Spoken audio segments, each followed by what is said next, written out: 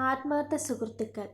പാടലീപുര എന്ന രാജ്യത്തെ രാജധാനിയിൽ രാജകീയ പ്രൗഢിയോടുകൂടി കഴിഞ്ഞു വന്നിരുന്ന ഒരു ഗജരാജനുണ്ടായിരുന്നു. രാജാവും ജനങ്ങളും രാഷ്ട്രത്തിന്റെ പ്രതീകമായാണ് അതിനെ കണ്ടിരുന്നത്. സേവകർ എല്ലാ ദിവസവും അതിന് സ്വാദിഷ്ട പൂജ്യങ്ങൾ നൽകി വന്നു. ജനങ്ങൾ ഗജരാജനെ ദൈവത്തെപ്പോലെയാണ് കരുതി വന്നത്. ഗജരാജനെ കണ്ടാൽ ആ ദിവസം ധന്യമെന്ന് അവർ കരുതിപ്പോന്നു. ഒരിക്കലൊരു പട്ടിക്കുട്ടി ആനക്കൂട്ടിൽ കടന്നുകൂടി. ആന അവന് വാത്സല്യത്തോടെ രാജകീയ പൂജ്യം നൽകി. രണ്ടുപേരും ഒന്നിച്ച് കളിച്ച് കുറേ സമയം ചെലവഴിച്ചു.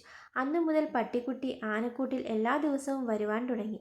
രണ്ടുപേരും ആത്മാർത്ഥ സുഹൃത്തുക്കളായി.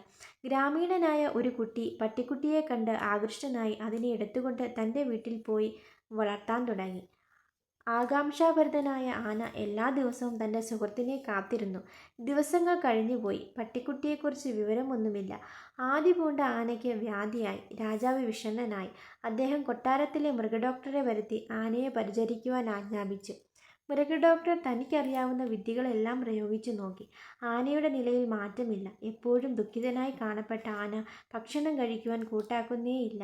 രാജാവ് തൻ്റെ ബുദ്ധിമാനായ മന്ത്രിയെ വിളിച്ചു വരുത്തി കാര്യങ്ങൾ പറഞ്ഞു. ആനയെ പരിചരിച്ചിരുന്ന എല്ലാവരെയും കണ്ട് മന്ത്രി വിവരങ്ങൾ അന്വേഷിച്ചു. ആനക്കൂട്ടിൽ കടന്നു വന്നിരുന്ന പട്ടിക്കുട്ടിയെക്കുറിച്ചും അവരുടെ ഉല്ലാസങ്ങളെക്കുറിച്ചും എല്ലാം അവർ മന്ത്രിയോട് പറഞ്ഞു. ആനയുടെ രോഗത്തിൻ്റെ യഥാർത്ഥ കാരണം മന്ത്രിക്ക് മനസ്സിലായി. അദ്ദേഹം സൈനികരെ അയച്ച് കുട്ടിയുടെ വീട്ടിൽ നിന്ന് പട്ടിക്കുട്ടിയെ സ്വതന്ത്രനാക്കി ആനയുടെ അടുത്തെത്തിച്ചു. പട്ടിക്കുട്ടിയെ കണ്ട ആന ആഹ്ലാദം കൊണ്ട് തുള്ളിച്ചാടി. വൈകാതെ തന്നെ അവൻ തൻ്റെ ആരോഗ്യം വീണ്ടെടുത്തു. കാര്യങ്ങൾ അറിഞ്ഞ ജനങ്ങൾ സൗഹൃദത്തിൻ്റെ വില എന്താണെന്ന് മനസ്സിലാക്കി. ഗുണപാഠം: സൗഹൃദം മരുന്നിനേക്കാൾ ശക്തമാണ്.